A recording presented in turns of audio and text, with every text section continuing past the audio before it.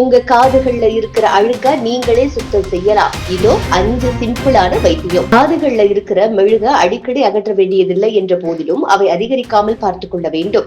இந்த காது மெழுகு என்பது காது கால்வாய்களில் செருமன் உற்பத்தி செய்யப்படுகிறது. சில நேரங்களில் காது மெழுகு சங்கடமாகவும் வெளித்தோற்றத்தில் பார்க்க ஒருவித அசிங்கமாகவும், சில நேரங்களில் தற்காலிகமாக செவித்திறன் கூட பாதிப்பு ஏற்படலாம். அதனால் காது மெழுகு அதிகரிக்காமல் அவ்வப்போது சுத்தம் செய்வது நல்லது. வீட்டில் காது மெழுகை சுத்தம் செய்ய என்ன செய்யலாம் என்பதை இங்கு தெரிந்து கொள்வோம். காது மெழுகு என்பது மருத்துவ ரீதியாக செருமன் என்று அழைக்கப்படுகிறது. காது கால்வாய் பகுதிக்குள் தூசு, பாக்டீரியா மற்றும் வெளியிலிருந்து வரும் துகள்கள் காதுகளை பாதிக்காமல் பாதுகாப்பாக வைக்க காது மெழுகு இயற்கையாக உற்பத்தி செய்யப்படுகிறது.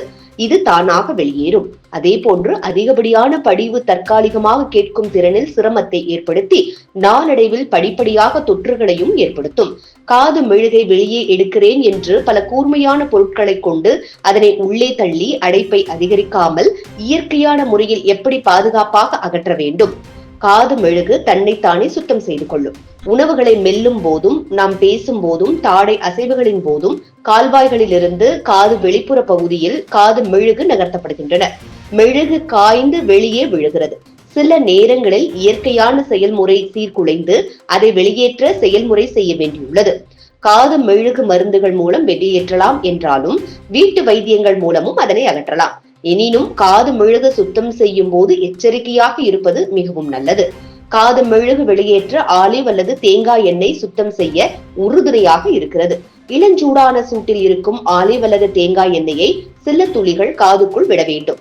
இது காது மெழுகை மென்மையாக்கி இயற்கையாக வெளியேற வர உதவுகிறது. இதற்கு baby oil, mineral oil, glycerine கூட பயன்படுத்தலாம். ஒரு பக்கமாக தலையை சாய்த்து காதில் சில துளிகள் ஆலிவ் அல்லது தேங்காய் எண்ணெய் விடவும். பிறகு 15 நிமிடங்கள் வரை அப்படியே தலையை வைத்திருந்தால் காது மெழுகு மென்மையாகி வெளியேறும். ஹைட்ரஜன் பெராக்சைடு மற்றும் தண்ணீர் என பாதிக்கு பாதி என்ற விதத்தில் கலக்கவும். இதை தண்ணீரில் நீர்த்தும் போதும் ஆக்சிஜனை வெளியேற்றப்படுகிறது. இது காது மெழுகை மென்மையாக்க செய்யும். தலையை பக்கவாட்டில் ஒரு பக்கமாக சாய்த்து 5 முதல் 10 சொட்டுகள் வரை இந்த நீர்த்த ஹைட்ரஜன் பெராக்சைடை விடவும்.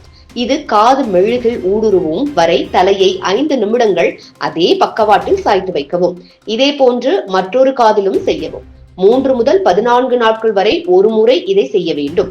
இது தண்ணீராக மாறி வெளியேறும். பிறகு மென்மையான துணியை கொண்டு உலரவிடவும்.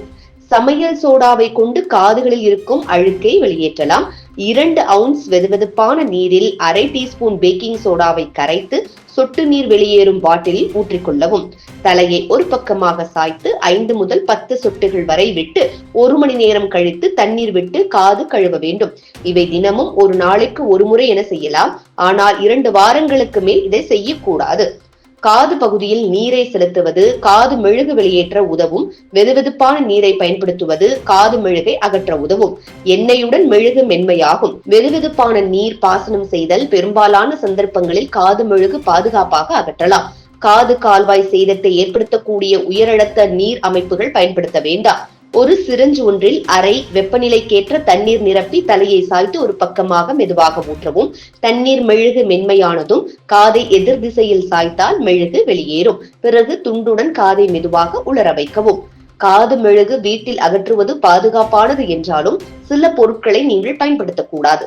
சிறிய பொருட்கள் காதுகளை சுத்தம் செய்ய கொண்டை ஊசி, பேனா தொப்பிகள் போன்ற சிலவற்றை பயன்படுத்தக்கூடாது. இதே போன்று காட்டன் பட்ஸ் காதுகளுக்கு பாதுகாப்பானதாகவும் சரியானதாகவும் தோன்றினாலும் இது சிறியவை சேதத்தை ஏற்படுத்தக்கூடும். காதுகளில் இருக்கும் மெழுகு சுரப்பு காதுகளின் உட்புற பகுதியை பாதுகாக்கிறது என்றாலும் அதிகமாக இருந்தால் அதை வெளியேற்றுவது சிறந்தது. அதற்கு ஹைட்ரஜன் பெராக்சைடு, வெதுவெதுப்பான நீர், தேங்காய் எண்ணெய் மற்றும் பேக்கிங் சோடா பயன்படுத்தலாம். எனினும் காதுகளில் மெழுகு திரவம் அதிகமாக இருந்தால் மருத்துவரை அணுகி உரிய ஆலோசனை பெறுவது பாதுகாப்பானது. காதுகளில் ஆரோக்கியம் மிகவும் அவசியம். காதுதானே என்று அலட்சியம் செய்யாமல் அவ்வப்போது மேலே சொன்ன வீட்டு குறிப்புகளை வைத்து காதுகளை சுத்தம் செய்ய வேண்டும் அல்லது மருத்துவரை அணுகி இதற்கான தீர்வை காணலாம். இது போன்ற முக்கிய நிகழ்வுகள், அரசியல் தகவல்களை ஆழமாக மாறுபட்ட கோணத்திலும் அறிந்து கொள்ள மறக்காமல் பாரத் மெயில் 24 பக்கத்தை பின்பற்றிக் கொள்ளுங்கள். உங்கள் ஒவ்வொரு ஆதரவும் இது போன்ற பல நிகழ்வுகளின் பின்னணியை அறிய உதவும்.